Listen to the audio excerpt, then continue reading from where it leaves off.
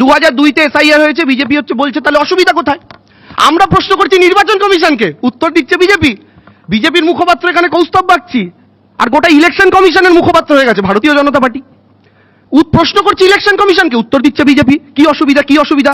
এক হচ্ছে দেবাংশু শুরু করলো যুদ্ধ নিয়ে, নিঃসন্দেহে ও বলেছে যে কেন জাতীয় নির্বাচন কমিশনকে আক্রমণ করলে বিজেপি তার উত্তর দিচ্ছে।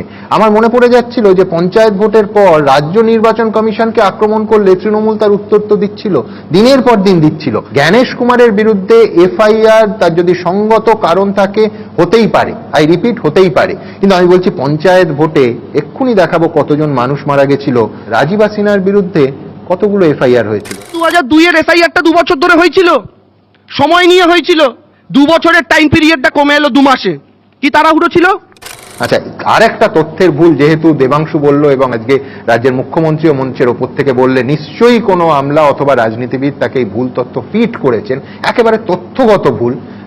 ভারতবর্ষে এসআইআর শেষ হয়েছিল 2002 থেকে 4, কিন্তু পশ্চিমবঙ্গে 4-এ শেষ হয়নি।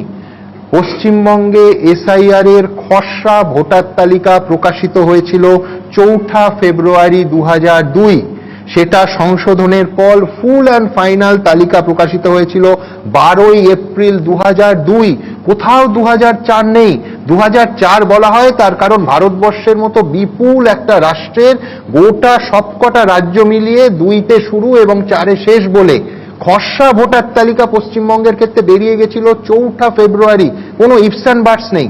অর্থাৎ যারা এই ভুল তথ্য ফিট করছেন, দয়া করে তথ্যের খাতিরে তাদের সংশোধন করে নেওয়া দরকার।